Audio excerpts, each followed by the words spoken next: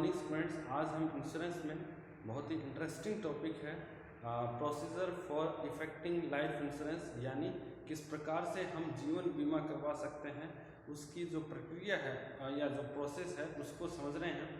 और ये एक आइडियल प्रोसेस है, स्टैंडर्ड प्रोसेस है जो बीमा कंपनियों द्वारा फॉलो की जाती है। और एक बात मैं आपको बताना चाहूँगा कि जो जब हम बीमा करवाते हैं, ठीक है ना, तो उसकी प्रक्रिया बहुत आसान है। ठीक है, आसान कैसे है कि जो एजेंट है वही हमसे संपर्क करता है। साधारण तौर पर जो इंश्योरेंस एजेंट है वो हमसे संपर्क करता है, वही हमारे जो फॉर्म है वो फिलअप करता है। जो भी उसके लिए प्रयास करने वो सभी एजेंट के द्वारा किए जाते हैं। ठीक है, और उसके बाद जो हम प्रीमियम जो है जमा करते हैं और बीमा कंपनी है हमें जो पॉलिसी लेटर है वो जारी कर देती है। तो ये तो क्या है, एक साधारण तरीका है बीमा। लेकिन जो फॉर्मल जो वे है, जो आइडियल प्रोसेस है, जो बीमा कंपनी द्वारा निर्धारित की जाती है, जो कानूनी प्रक्रिया है बीमा कराने की, वो हम यहाँ पर डिटेल से पढ़ेंगे। ठीक है ना, ये थोड़ी क्या है, उससे लेंदी है और लेकिन है वैसी की वैसी जिस प्रकार से जो हम एजेंट के माध्यम से जो इंश्योरेंस करवाते हैं। आइए शुरुआत करते हैं। सबसे पहले है filling in the proposal form. सबसे पहले हम क्या करते हैं इस प्रक्रिया में, जो प्रपोजल फॉर्म है यानी प्रस्ताव फार्म, वो हम एजेंट से प्राप्त कर सकते हैं। वो इंश्योरेंस ऑफिस या जो बीमा कार्यालय है, ब्रांच ऑफिस है, वहाँ से हम प्राप्त कर सकते हैं। और उसके बाद उस प्रपोजल फॉर्म को हम फिलअप करते हैं। उसके अंदर जो भी आवश्यक जानकारी है, जैसे नाम है, एज है, एड्रेस है, इसके अलावा जो ऑक्यूपेशन है, आपका जेंडर है, आपका मेडिकल हिस्ट्री है, फैमिली हिस्ट्री है, आपका इनकम है, आप कहाँ पर काम करते हैं, एम्प्लॉयर का एड्रेस है, कितनी आपने सर्विस की है, उसका डिटेल है। तो जो भी जानकारी है आपसे जुड़ी हुई, जो उस प्रपोजल फॉर्म में पूछी गई है, आप उन सब की डिटेल फिल करते हैं। उसके बाद जो नेक्स्ट है डिक्लेरेशन बाय प्रोपोनेंट। प्रोपोनेंट का मतलब क्या होता है, प्रस्तावक। जो प्रस्ताव फॉर्म फिल कर रहा है, जो व्यक्ति अपना बीमा करवाना चाह रहा है, उसके द्वारा जो लास्ट में पेज जो भी फॉर्म फिल कर रहे हैं उसके लास्ट में एक डिक्लेरेशन स्टेटमेंट दिया होता है। उसमें ये लिखा जाता है कि जो भी सूचना आपने फिल की है फॉर्म में वो सही है, उसमें आपने किसी भी बात को छुपाया नहीं है। ठीक है ना, कोई भी सूचना गलत नहीं है। तो इस बात के संबंध में जो प्रस्तावक होता है, जो फॉर्म फिल करता है, उसके द्वारा घोषणा की जाती है कि जो भी स्टेटमेंट दी गई है, जो भी फैक्ट या इंफॉर्मेशन प्रोवाइड की गई है, वो उसकी जानकारी में सही है। नेक्स्ट है अटैचिंग प्रूफ ऑफ एज। उसके बाद जो तीसरी जो स्टेप है, थर्ड स्टेप है, उसमें आप जो भी आयु को निर्धारित करने के लिए, आप आयु के अनुसार आपका प्रीमियम डिटरमाइन करने के लिए आप उसके लिए जो एज प्रूफ है वो अटैच करते हैं। एज प्रूफ के अंदर यदि कोई भी जिसने 10वीं पास की है वो 10th की मार्कशीट लगा सकता है। यदि 12वीं की मार्कशीट में यदि एज लिखा गया है तो वो उस एज का यूज़ कर सकता है। इसके अलावा आप जो हॉस्पिटल्स के अंदर जो बर्थ रिकॉर्ड है उसका यूज़ कर सकते हैं। नगर पालिका, नगर निगम के अंदर यदि आपको कोई बर्थ सर्टिफिकेट इश्यू हुआ है तो आप उसको अटैच कर सकते हैं। कहीं से भी यदि आपका कोई भी एज प्रूफ मिलता है जो इंश्योरेंस एक्ट में एक वैलिड एज प्रूफ माना गया हो, उसको आप अटैच कर सकते हैं। इसका रोल क्या है कि कंपनी जब प्रीमियम का डिसीजन लेगी कि आपसे कितना प्रीमियम चार्ज किया जाए, तो देखिए कम एज होती है तो बीमा कंपनियां कम प्रीमियम चार्ज करती है, ज़्यादा एज बढ़ जाती है तो जोखिम की मात्रा भी बढ़ जाती है। ऐसे में बीमा कंपनियां ज़्यादा प्रीमियम चार्ज करती हैं और इसके लिए उन्हें एज की जानकारी होना जरूरी है। तो एज की जानकारी के लिए जो वैलिड एज प्रूफ है वो भी अटैच किया जाता है। नेक्स्ट है submitting proposal form to the agent. जब आप प्रपोजल फॉर्म को फिलअप कर लेते हैं, उसके अंदर डिक्लेरेशन साइन कर देते हैं जो भी घोषणा आपने की है। इसके अलावा जब आप एज प्रूफ है वो अटैच कर देते हैं, उसके बाद उस फॉर्म को आप एजेंट को है डिलीवर करते हैं, उसको सुपुर्द करते हैं। नेक्स्ट है टू अब देखिए, जैसे ही आप अपना जो प्रपोजल फॉर्म है एजेंट को सबमिट करते हैं, उसके बाद यदि ज़रूरी है, ठीक है, देखिए कुछ पॉलिसीज ऐसी होती है, कुछ बीमा पत्र ऐसे होते हैं जिसमें आपका मेडिकल एग्जामिनेशन अनिवार्य नहीं है, मेडिकल टेस्ट अनिवार्य नहीं है। कुछ ऐसे हैं जिसमें मेडिकल टेस्ट अनिवार्य है। तो यदि मेडिकल टेस्ट अनिवार्य है तो इस प्रकार की पॉलिसीज में जैसे ही एजेंट को प्रस्ताव फॉर्म प्राप्त होता है, उसके बाद वो संबंधित जो भी आवेदन करता है, एप्लीकेंट है, उसका मेडिकल टेस्ट करवाने के लिए डॉक्टर की व्यवस्था करता है, डॉक्टर से संपर्क करता है, ठीक है। और ये जो डॉक्टर है वो बीमा जो निगम है, इंश्योरेंस कॉरपोरेशन है, उससे एसोसिएटेड होते हैं, और ये जो एप्लीकेंट है उसका मेडिकल टेस्ट करके अपनी रिपोर्ट सबमिट करते हैं। नेक्स्ट है submission of report by the agent. अब जो एजेंट है वो एप्लीकेंट का मेडिकल टेस्ट करवाने के बाद उस एप्लीकेंट की जो डिटेल जानकारी है वो इकट्ठा करता है कि एप्लीकेंट है उसका करैक्टर कैसा है, उसका बिहेवियर कैसा है, उसका मोरल जो एटीट्यूड कैसा है, एथिकल एटीट्यूड कैसा है, यानी किस प्रकार से उसका व्यवहार है, क्या वो कोई अपराध में तो संलग्न नहीं है, क्या जो भी उसके सामने विपरीत परिस्थितियाँ आती है, एडवर्स सिचुएशन, किस प्रकार से वो डिसीजन लेता है उनमें, किस प्रकार से वो उनको फेस करता है, और किस प्रकार से वो सोसाइटी के स्टैंडर्ड को फॉलो करता है, या कोई सोसाइटी से में आमतौर पर लोग जैसा व्यवहार करते हैं क्या वो उनसे अलग से व्यवहार नहीं कर रहा, ठीक है ना। तो देखिए, यदि आमतौर पर जैसा सोसाइटी के अंदर लोग व्यवहार करते हैं, बिहेव करते हैं, यदि वैसा ही व्यवहार कर रहे हैं तो उसमें जोखिम कम है।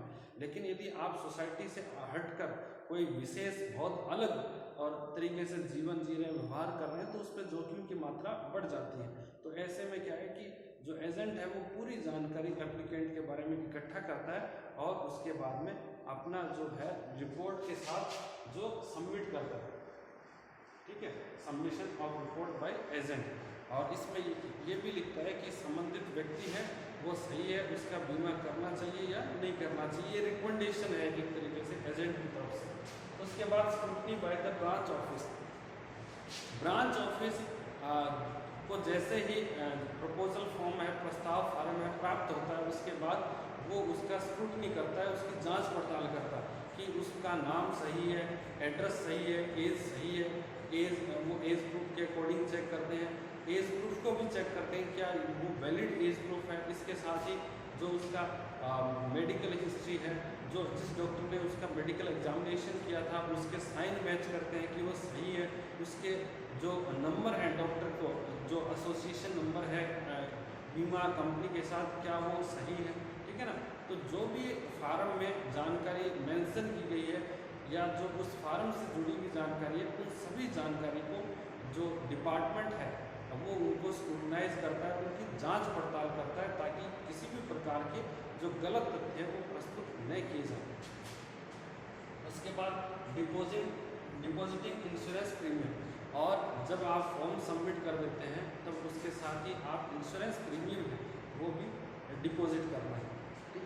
उसके बाद अब ये देखिए इंश्योरेंस प्रीमियम कितना होगा, इसमें देखिए यदि आप ईयरली प्लान ले रहे हैं, ईयरली प्लान में तो आप ये जो फर्स्ट इंस्टॉलमेंट है, एक इंस्टॉलमेंट का जो अमाउंट है वो प्रीमियम के रूप में डिपॉजिट करेंगे, और यदि आप मंथली के बेसिस पर ले रहे हैं तो 3 महीने का जो प्रीमियम है वो एक आधार पर एक साथ आप डिपॉजिट करेंगे।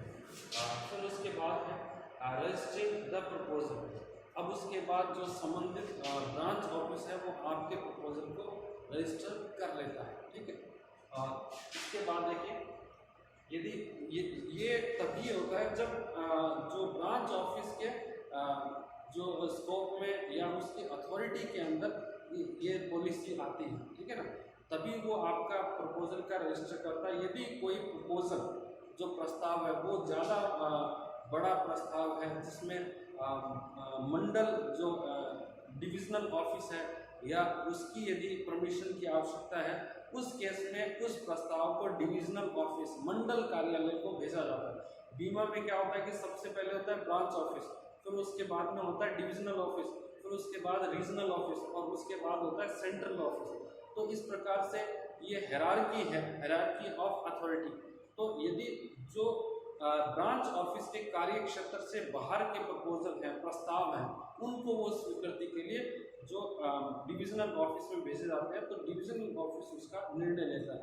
और यदि जो प्रस्ताव है वो ब्रांच ऑफिस के क्षेत्राधिकार में आता है, तो उससे संबंधित जो निर्णय है वो ब्रांच ऑफिस के द्वारा लिए जाते हैं और ब्रांच ऑफिस इस प्रकार के प्रस्ताव का तुरंत जो रजिस्ट्रेशन कर देती है यदि वो सही है, अन्यथा वो फिर डिविजनल ऑफिस को भेज दी जाती है। नेक्स्ट है sending proposal to the appropriate department. देखिए, यदि किसी प्रस्ताव को डिविजनल ऑफिस के द्वारा जो अपर कार्यालय के द्वारा यदि स्वीकृति प्रदान की जानी है, तो उसको उस संबंधित विभाग के पास भेजा जाता है। तो वो विभाग भी है, उसमें चेक करता है कि जोखिम का मात्रा कितनी है, फिजिकल हैजार्ड्स कितने हैं, मोरल हैजार्ड्स कितने हैं, जो डिटेल सबमिट की गई है वो सही है कि नहीं है, उसके लिए प्रीमियम कितना होना चाहिए, ठीक है ना। ये सब जो है वो एप्रोप्रिएट डिपार्टमेंट के द्वारा डिसाइड किया जाता है जब हम उसको प्रपोजल भेजते हैं। इसके बाद है टेकिंग डिसीजन ऑन प्रपोजल, और उसके बाद पूरा स्क्रूटनी करने के बाद डॉक्यूमेंट को की जांच पड़ताल करने के बाद जो भी एप्रोप्रिएट डिपार्टमेंट है वो उस पर जो है अपनी स्वीकृति देता है, अपनी जो एक्सेप्टेंस है वो एक तरीके से जो उसका बीमा करना है या नहीं करना है तो उससे कि कितना जो प्रीमियम है वो चार्ज किया जाएगा, इन सभी के बारे में जो डिटेल है या जो डिसीजन है वो संबंधित डिपार्टमेंट के द्वारा लिया जाएगा। उसके बाद क्या है, राइटिंग लेटर ऑफ एक्सेप्टेंस और लेटर ऑफ रिग्रेट। ये देखिए, यदि प्रस्ताव फार्म को या प्रपोजल फॉर्म को एक्सेप्ट कर लिया जाता है तो उसके लिए जो एक्सेप्टेंस लेटर है वो इशू कर दिया जाता है, और यदि जो प्रपोजल फॉर्म है उसको एक्सेप्ट नहीं किया जाता है तो ऐसी परिस्थिति में उनको रिग्रेट, एक तरीके से खेद पत्र है वो जारी कर दिया जाता है, रिग्रेट लेटर। स्वीकृति मिल गई है तो एक्सेप्टेंस लेटर है, स्वीकृति पत्र, और यदि उसको रिजेक्ट कर दिया है प्रस्ताव को तो उसके लिए है रिग्रेट लेटर या खेद पत्र इशू कर दिया जाता है, ठीक है। और यदि एक्सेप्टेंस मिला है, प्रपोजल को एक्सेप्ट कर लिया गया, उसके बाद जो संबंधित डिपार्टमेंट है वो एक जो पॉलिसी है, जो पॉलिसी बॉन्ड है या पॉलिसी लेटर है, जो मूल पॉलिसी दस्तावेज है, जो कॉन्ट्रैक्ट है, इंश्योरेंस कॉन्ट्रैक्ट तैयार करवाता है जो डिपार्टमेंट है, और उस पर जो एक तरीके से जो पॉलिसी नंबर लिखे जाते हैं, डेवलपमेंट ऑफिसर है उसका नंबर लिखा जाता है, उसका नाम लिखा जाता है। इसके अतिरिक्त जो जैसे कितनी राशि का बीमा करवाया है, सम इंश्योर्ड या अश्योर्ड कितना है, कितने अवधि के लिए आपने टर्म्स के लिए बीमा करवाया है वो जानकारी लिखी जाएगी, आपका इंस्टॉलमेंट का प्रीमियम कितना होगा, कितने इंस्टॉलमेंट में पेमेंट करना है और कब उसका मैच्योरिटी होगा पॉलिसी की, ये सभी जानकारी दी जाती है। इसके साथ ही पॉलिसी लेटर जारी करने वाले अधिकारी के भी उस पर हस्ताक्षर किए जाते हैं, और ये तैयार करने के बाद में इंश्योरेंस कॉन्ट्रैक्ट उस पर जो स्टैम्प ड्यूटी है वो भी उस पर, या जो रेवेन्यू जो टिकट है वो भी उस जो कॉन्ट्रैक्ट है उस पर लगाई जाती है, जो भी आवश्यक हो, और उसके बाद उस पॉलिसी लेटर को जो भी एप्लीकेंट है उसके पास भेज दिया जाता है। तो इस प्रकार से ये एक आइडियल प्रोसेस है। आइडियल प्रोसेस या स्टैंडर्ड प्रोसेस का मतलब क्या है, जो नियमों के अनुसार जो इंश्योरेंस एक कस्टम है, इंश्योरेंस ट्रेडिशन है, उसमें फॉलो की जाती है, ठीक है, इंश्योरेंस इंडस्ट्री के द्वारा जो फॉलो की जाती है। बट हम देखते हैं साधारण रूप से कि जो बीमा है उसमें आमतौर पर हम इन प्रक्रियाओं को नहीं अपनाते हैं, ठीक है ना, हमें जानकारी नहीं है, और होता ऐसा है कि इंश्योरेंस एजेंट हमारे पास आता है और हमें बताता है, जानकारी देता है कि किस प्रकार की पॉलिसीज अवेलेबल है, हम उसे प्रीमियम पे करते हैं, वो हमारा बीमा करवा देते हैं। तो ये तो एक क्या है कि हम व्यवहार में यूज में लेते हैं, परंतु ये एक स्टैंडर्ड और आइडियल प्रोसेस है जो इंश्योरेंस एक्ट के द्वारा निर्धारित की जाती है, IRDA के द्वारा निर्धारित की गई है। तो आज के लिए इतना ही। Thank you so much.